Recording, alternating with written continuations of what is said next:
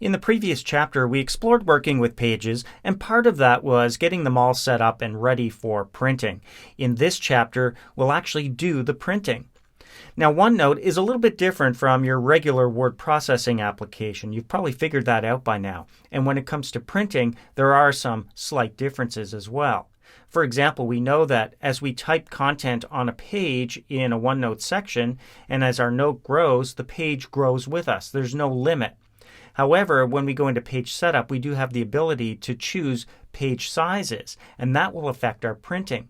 So here in OneNote, for example, in the notebook I have open, which is Meetings 1, you'll find that in the Lesson 11 folder of your exercise files if you want to follow along. I have what appears to be 2 pages here in my monthly revenue meetings section, September and October. Now, although these are considered pages, the page that I'm on, September 08, has more content than will fit on a single sheet of paper. So when I print this out, it will feel like 2 pages. And you can see down at the bottom here, there is some overlap. So that's something to keep in mind when you see the print options that we see from the print dialog box here in a moment. The print dialog box you see is shared by the other Microsoft Office applications, so some of the options are not even accessible to us.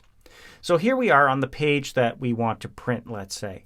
Let's go up to the File menu and down to Print. Notice that the keyboard shortcut is Control-P. Now, just before I click on this, I want you to see there is an ellipses here after the word print, indicating I'm about to access some kind of dialog box that will open up.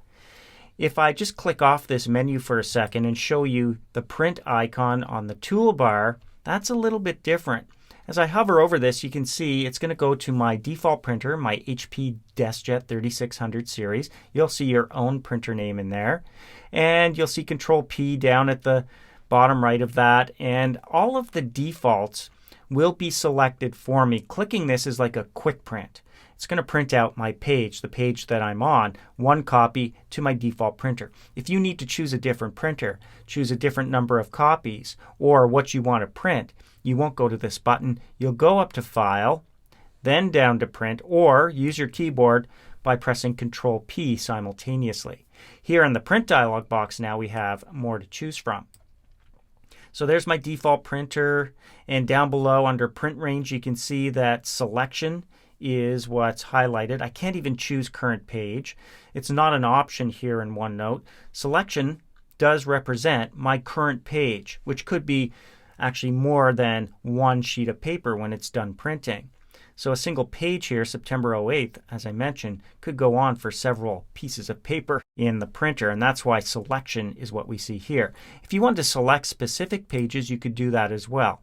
Now if I came in here and typed a 1, page 1 would print out, which is my September 08th page, and it will still come out on more than 1 sheet of paper, so don't be fooled by that. But by going down to pages, we also have the ability to choose a different page than we're on, such as 2, or a print range. 1-2 would print out both my pages in this section. What I don't see here is the ability to choose an entire section per se. So I'm going to click Cancel and just show you another way to print, something we talked about in the previous chapter. If we go up to File and down to Print Preview, you'll see some different options here.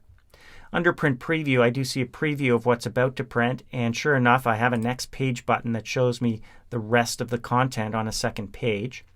It also has down at the bottom here some kind of text. It looks like a footer of some kind. And if we go over to the right-hand side, you can see with current page selected, that's what I get, 2 sheets of paper using the letter size that is already set up for me. And if I come to the drop-down here, I can choose current section. So all the pages in this section will print out.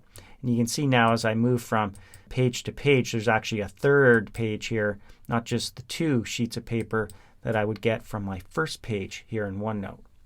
So I can choose current section from Print Preview.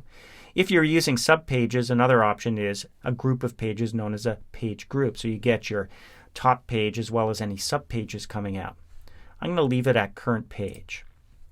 Now I can also choose from portrait or landscape orientation here, and there's the footer I was talking about. What I'm seeing down here, it's very difficult to read, is the name of this page as well as the page number. So in this case, monthly revenue meetings, you can see that section up there. And as I click the drop down, it's showing up with the page number as well. If I want just the page number or just the name of this section, I can do that, or choose to have nothing at all down at the bottom. When I'm done, I click the print button to go back to that print dialog box with those selections being made for me already. All I have to do is click print to send it off to the printer. And away it goes. Momentarily, you might be able to hear that in the background. So that's all there is to printing from here in OneNote 2007. In the next lesson, we'll explore a little bit deeper some of the options and preferences you can access from that dialog box.